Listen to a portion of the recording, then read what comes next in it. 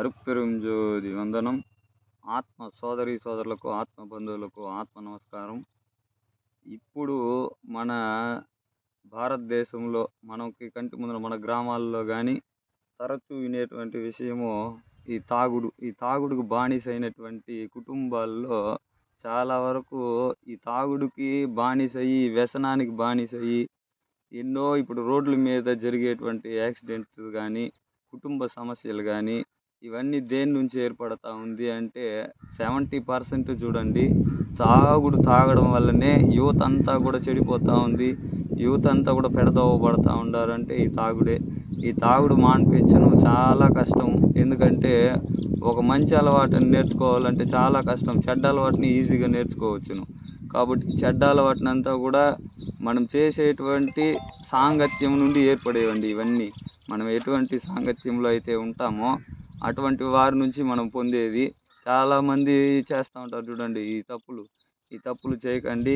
యువత బాగుండాలి అంటే ఈ మద్యపానాన్ని ఖచ్చితంగా ఏ ప్రభుత్వంలో ముందుకొచ్చినా కూడా ప్రభుత్వం వల్లే అవుతుంది.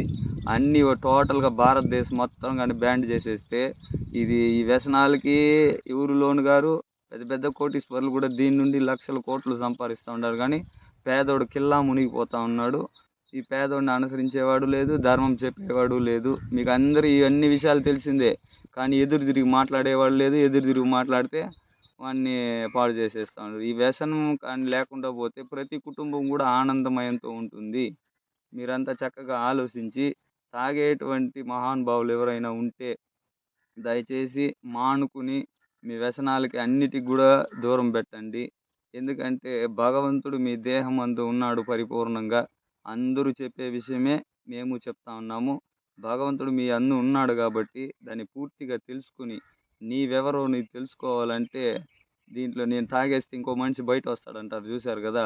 ఇంకో మనిషి ఎవరో కదా, నీలో ఉండే ఆత్మే బయటకు వచ్చి నేను అతలాకుతలం చేస్తుంది. ఫస్ట్ కిందికి మీదికి చేసిన తర్వాతే అర్థమవుతుంది నేను ఏం మాట్లాడినా నాకే అర్థం కాదని.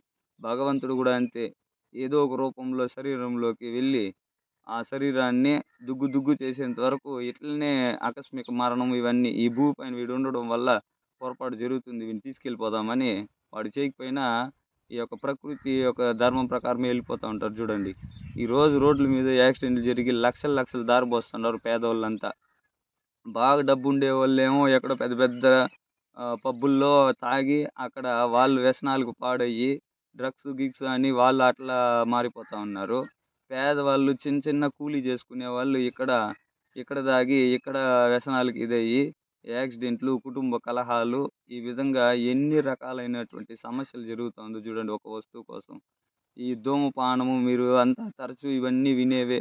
ఒక్కపొడి, ముక్కుపొడి ఇవన్నీ కూడా ఒక ట్రైన్ ఎక్కండి చూడండి. నార్త్ నుంచి ఒక ట్రైన్ వస్తుంది. ఆ ట్రైన్ ఎక్కండి, డోర్ల కాడ ఎవడైనా చేయి పెట్టుకుని కూర్చుందాము అన్నా కూడా ఆ ఫీలింగ్ ఉండదు. ఎందుకంటే అంత ఘోరంగా ఆ వక్కలు నవిలి అలా చేయడం వల్ల ఏం ఆనందం కలుగుతుంది ఒకసారి చెప్పండి.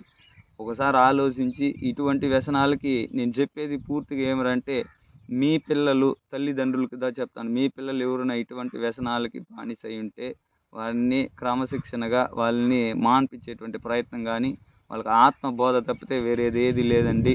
కాబట్టి తల్లిదండ్రులకి నా యొక్క విన్నపం ఏమంటే అటువంటి పిల్లవాళ్ళు ఎవరైనా ఉంటే మార్చడానికి ప్రయత్నం చేయండి. మన ఆశ్రమం నందు ఇట్లా తాగే వాళ్ళకే ఉచితంగా మనము మన వంతుగా ఏదో భగవంతుడి యొక్క అనుగ్రహంతో ఏదో మేము దానికి మంచి చేసేటటువంటి మార్గం ఉంది. కాబట్టి మీరెవరైనా వస్తే కొన్ని మూలికలతో తీర్థం ఇవ్వడం జరుగుతుంది. ఆ తీర్థం వల్ల అయితే ఖచ్చితంగా మనిషిలో మార్పు వస్తుందని మేము కొన్ని రోజులుగా జరుగుతూ ఉండేటువంటి ఈ క్రియ. కాబట్టి మీకు ఎవరైనా అటువంటి వాళ్ళు ఎవరైనా ఉంటే మన ఆశ్రమాన్ని సంప్రదించి దానికి పూర్తి వివరాలు తెలుసుకోగలరని తెలియపరుస్తా ఉన్నాము. హరి ఓం, హరి ఓం, హరి ఓం. అరుపెరుం జ్యోతి వందనం.